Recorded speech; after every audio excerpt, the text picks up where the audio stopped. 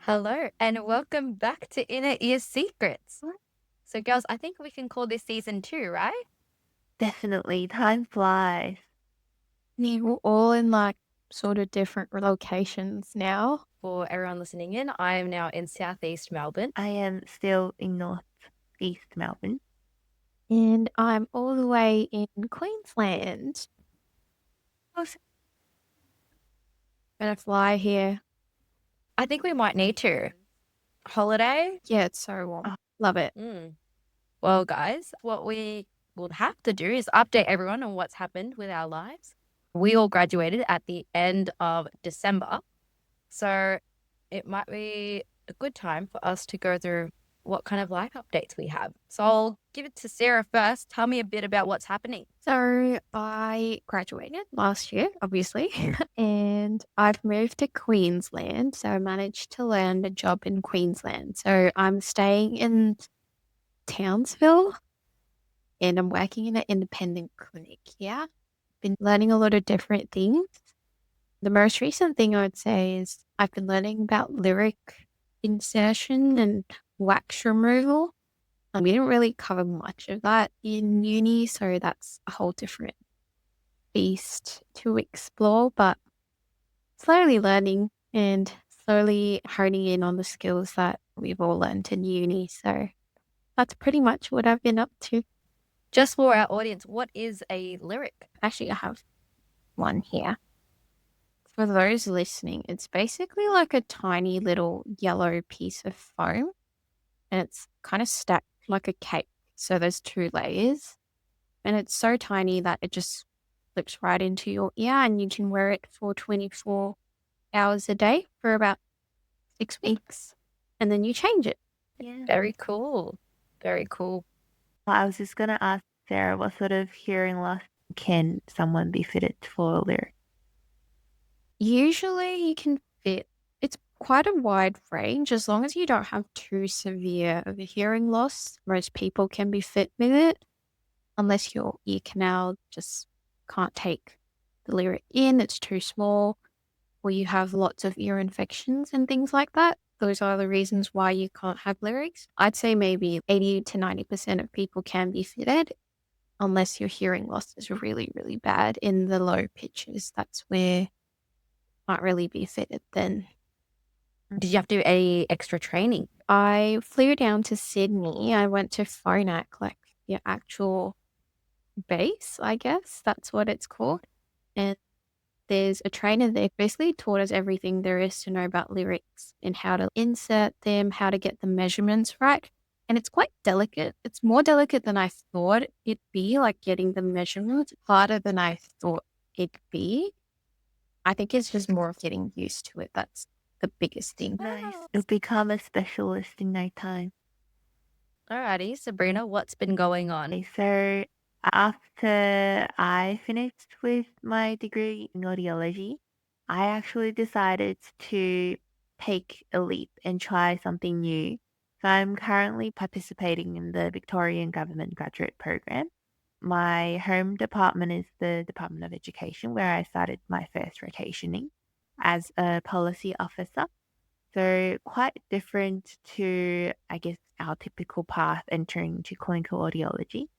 But it has been really great. And I think it was actually through creating this podcast and evaluating the audience engagement and collecting the data that sort of really piqued my interest in working at a higher level, contributing to, I guess, making more tangible difference and creating awareness for the community is something that I wanted to work in. And I think by entering into, the public sector, it really allows me to do that. So it's been really great. And right now I'm currently on my second rotation working in the Department of Job Skills, Industry and Region as a data analyst. Again, something that's quite different, but it's been a really good learning opportunity. Everybody at the workplace has been really nice. It overall has been new, but a little bit challenging. But I've learned so much in the past 4 or 5 months that I've been working in the government. So incredible. it's good to hear that things like this podcast are opportunities or gateways into those sort of jobs as well. Do you find that you're using your audiology skills?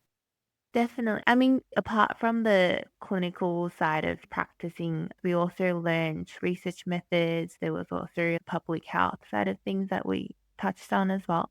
So those skills, especially the research method skills, has been really useful in my current rotation as the data analyst because I work with vet training databases right now, and the soft skills with analyzing data, evaluating the results, and then contributing to larger decision making. These soft transferable skills has definitely been quite useful in my current role. And I definitely hope, well, when I applied, I hope to work in the Department of Health, and it's still like an ongoing goal of mine. So hopefully one day I'll be able to work in the Department of Health and contribute to more meaningful systemic changes in the healthcare system and advocate for better hearing care access along the way. Yes, can't forget all the audiology in there as well. Yes, so I graduated and then I thought I needed a break from everything. So I took about 4-5 months break after. So I didn't start working straight away. So I only started in April. And so I'm working currently at a retail audiology company.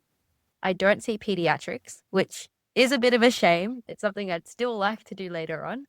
But in terms of hearing aids, hearing tests, diagnostic appointments, I'm doing all of that. I'm using all the things I learned completely, using every single bit of it, which I didn't really expect. But at the same time, there's still so many things I've had to learn on the way, the hearing services program and the voucher system and what goes with that. And just all the little admin things, I think, is what I'm really picking up on the job. This has also been an opportunity for me to move out of my family home as well. So I'm working about an hour and a half from where I used to live. So it's been like new job, new place, new everything. Sarah, if you want to delve into that a little more, you definitely can. It's been interesting for sure. I'm reaching kind of 3 months in. That's what it's like. I think that gives a great segue into my next question, Audra. What's the most challenging thing you've been finding after you started this new job and also moved away from home? I think within the job, it's definitely time management. So we're trying to do a lot of different things for people. And especially when you're seeing 7, 8 people a day or even more, it can be a bit difficult. It's funny because the easiest part of the job is all the clinical skills that we learnt in uni. The things that we used to find hard, you're not even thinking about that anymore. Something that we do at work is speech testing, which is when you have a man saying some words with the headphones on, and all you have to do is repeat the words back to your audiologist. So while I'm doing that test with people, I'm actually just setting up hearing aids, which when I was in uni, I would have had to concentrate on one thing at a time, which I wouldn't have even guessed doing even a year ago or even 6 months ago. What about you, Sarah? Oh, biggest challenge. I think mine would be hard to say. So many. I think you should just name all of the challenges and be like the fog, the floods, The earthquake. the rent, the color. I think the biggest challenge was probably like the whole move because I basically had to move 5 years of my life from Melbourne to Townsville, which was very chaotic at the beginning. I didn't know how I was going to get my things here. I didn't know where I was going to stay. And then there was just all these things that I hadn't thought about. I think that was the hardest part, especially because once I got here, things became a bit more chaotic. There were floods. And so my things couldn't get here till a month after I moved here. And then we had an earthquake. I think just moving by yourself can be quite scary. I was really lucky because my mom decided to tag along with me, so it wasn't as daunting. So if anyone ever was planning to move across the state or anything like that, I think it's good to have someone, even if it's just a friend with you, just because if things go wrong, you have someone to rely on, especially in a country or in a state that you're not familiar with. I didn't know Townsville at all until I first got here. And it was intimidating. You go away from family, you go away from friends. I just had to start from scratch over here. Had to find a new gym, had to find a new favorite restaurant, had to try and get like my feet on the ground, I guess, or on the water. I don't know. Literally on the water when I've drove through flood waters for the first time in my life. I broke my windscreen as well. I feel like a lot of character building, lots of people testing how much I can take in terms of the weather. I learned a lot. I learned a lot about myself. I learned how to survive the floods. That's all that Yeah. matters. Yeah. You'll come back to Melbourne a changed person, Sarah. You'll be all think- glowing and Maybe not glowing, but I'd definitely be a bit more tougher. And Sabrina, what have you found the challenge of working to be? for me, it's probably entering into a new profession, diverging away from the audiologist career. And so my support network is not there anymore. When I was still studying, we're all together. I can ask so many different people about, oh, what does this case mean? What should we be fitting for this patient? There's so many friends or colleagues around that we can ask for help. But for me, because I'm entering to a new profession where I literally don't know anyone that is entering the same space. So it's making new networks, making new connections, and adjusting to a different working environment as well. This is, in the office, your typical 9 to 5 kind of job. So learning to adjust to the whole new work environment and routine has been is challenge for me. But even though challenging, I actually found in my job satisfaction has been really good so far working in this place. I have to ask, do you find yourself being a morning person now working a 9 to 5? Definitely. I get up at 6 every single day now. I go to bed like 11. I wake up at 6. I take my time to get ready so I can look great as an office lady. I get to dress up every day as well to go to work, which is great.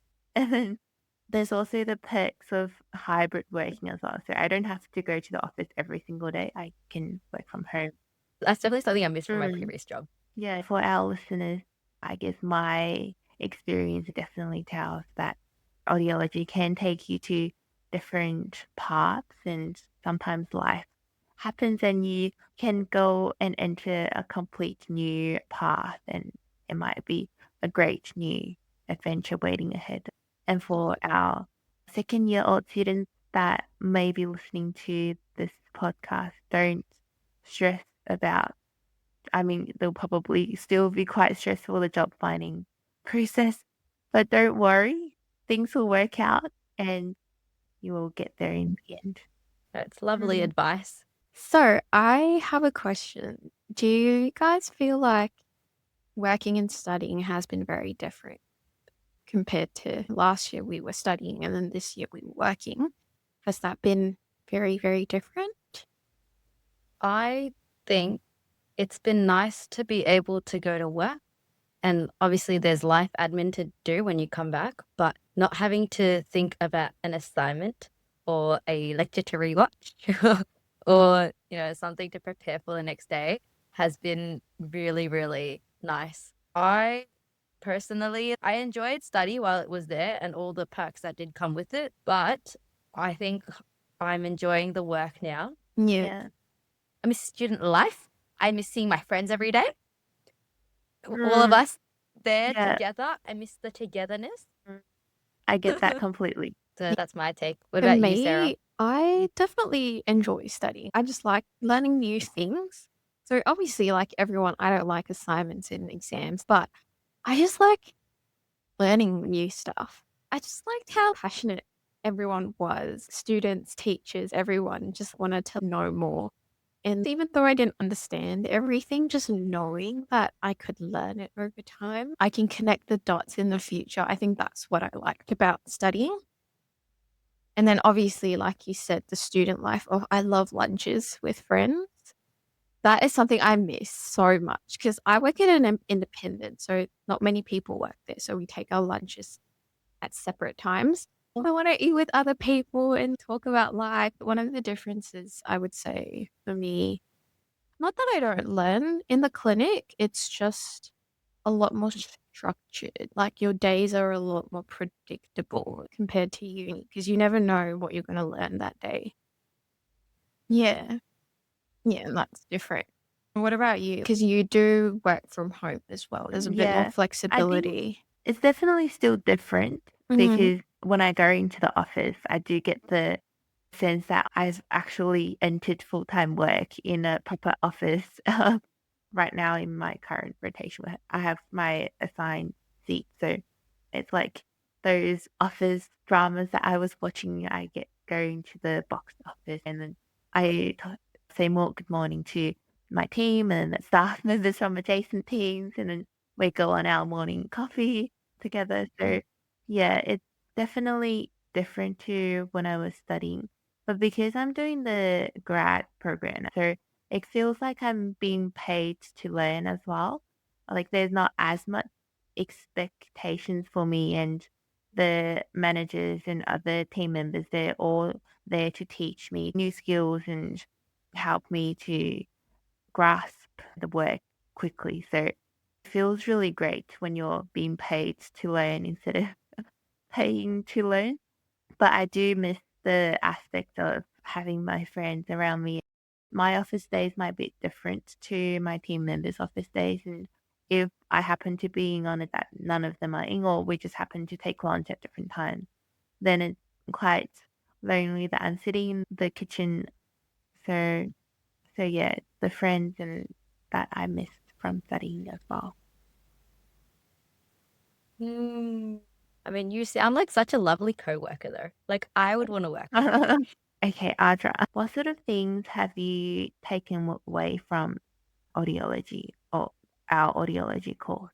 So, as someone who's in the profession, you're obviously taking away content that we learnt in the course, but nothing replaces experience.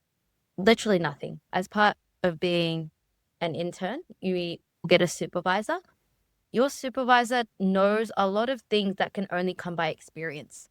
So it's been really good watching their appointments or hearing what their advice is. Sometimes only they will know the answer, and it's because they experienced it themselves. So obviously, doing the course and having your clinical skills is very good, but really listening in and learning from everyone who's been in the industry before you has been a very, very good experience to have. It's equally or even more so important.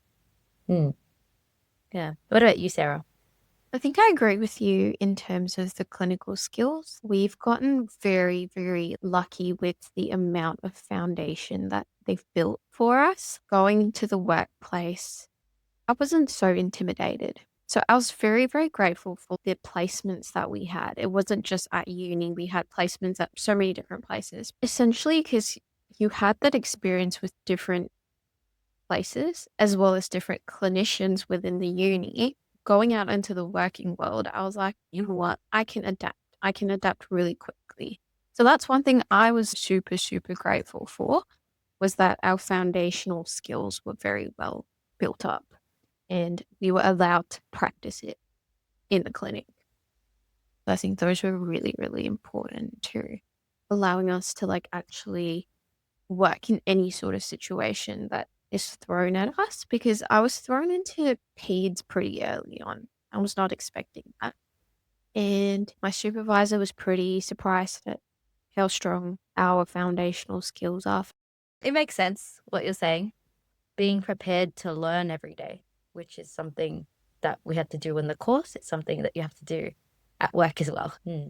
What about you, Sabrina? Um, I think I already mentioned earlier, I think for me, it's more of the soft skills that this course really prepped us, has been my biggest takeaway, like communication, problem solving skills. And we can literally take this to any workplace that we enter. And I think that's been a huge help for me personally as I entered this new profession. And also from the course, I guess it's more so the appreciation of how the healthcare systems work as well that we learned while we studied audiology. And I've become quite aware of that as now I'm working in the government, really thinking about how policy impacts on communities and working to try and improve the access in that area. And now that I'm in that space, I can potentially in the future maybe contribute to that. I think those are all quite good takeaways. What are some things we didn't expect? Admin. Tell me more. Admin has been the most unexpected thing for me. We don't usually get to see that side in uni because they don't show it to us very much, but there's so much admin that you need to know, especially when it comes to HSP, the hearing services program. You need to know your numbers, you need to know what type of appointments that the patients are coming in for, and whether or not you can claim those things. So, note taking is really important. A big part of my clinical notes is listing what's happened during the appointment, because if you don't list certain things, they can bite you in the butt later on. So admin really covers you basically if anything happens. Future plans, guys. What are we thinking in terms of career, life? What are we thinking? I feel like I'm so early on in my journey. It's a bit hard to say where I'm going to go, but over time, maybe clinical coach? I've been thinking about that for quite a while. I even said that in my interviews. I just really enjoyed teaching the first years, the stuff we were learning. So I thought that was really nice because I like to break things down into bite-sized pieces and structured ways you can memorize. Yeah, I think I want to do that in the future, either for other students or other clinicians, because something I just like doing. I think you've got little bits of experience in being able to be a clinical coach or to be a supervisor even to somebody. That actually seems like something that could be quite a reality Yeah, Yeah, for I you. can so see you as a coach, Sarah. do this, do that. You Yeah. want to, Audra? So, like, what are you sort of thinking about for the future? I think long term, I'd want to be doing clinical stuff part time and then part time doing policy or managing people, something a bit more like that. Because right now, I feel like for me to do that sort of work, I'd want to have as much experience in the clinic as possible. And that's what I'm trying to do. But I think later on, I still want to do clinic stuff, but also I think I've got a knack for working with people and managing people. But right now, I'm really just concentrating on trying to get the audiology part down right. I think you'll make a great leader, Audra. Don't do Yeah. that to me. No. I'm so much pressure. I do enjoy, I think I do enjoy doing that sort of thing. I think I have a good read on people. And so that's why I like doing that work. I think once I have a bit of experience and once I have a clearer picture within audiology, I know what work I want to be doing. Pretty cool, to be honest. Never Mm. thought of that. So now we're up to you, Sabrina. Do you see yourself coming back to the clinical space eventually? Or do you think that you've really found your calling in this more so government space? If opportunities come my way, I might consider, but right now I've enjoyed it. Definitely. My heart and soul have been enjoying the experience so far, and I do want to work in the public health space. As I mentioned before, I want to try and get into Department of Health and work on a higher systemic level, improving the healthcare system or contributing to the policy work in the healthcare system. I'm so glad that we have your experience to talk about on the podcast too. It's so valuable knowing that there is so many job opportunities and different pathways that people can take. So as you mentioned, do not fret if you don't end up doing audiology, but if you've got some other type of passion, maybe the advice is just to go for it. Yeah, definitely. Just go for it. I applied to the grad program sort of on a whim. I was like, oh yeah, I'll just see how it goes while I was also applying to other grad jobs. And then as I was progressing further with the rounds of interviews and the application, that's when I actually put in more thought and I was like, oh, actually seems like a great opportunity. Why not just take it? and here I am. I think that gives a good overview of what we're doing right now. It's so exciting to see where both of you are headed and catching up with you guys, I'm sure for our audience as well. Alrighty, well, thank you to our listeners for tuning into Inner Ear Secrets. Don't forget to subscribe to the podcast and make sure you follow us on Instagram and TikTok at Inner Ear Secrets Pod, and you can also find us on YouTube. Now, this is our last time on Inner Ear Secrets with you guys. We do have a new crew coming to take over, some second years also at the University of Melbourne. So give them lots of support, give them lots of love, and make sure that you do tune in. Until next time, take care of your hearing and keep listening.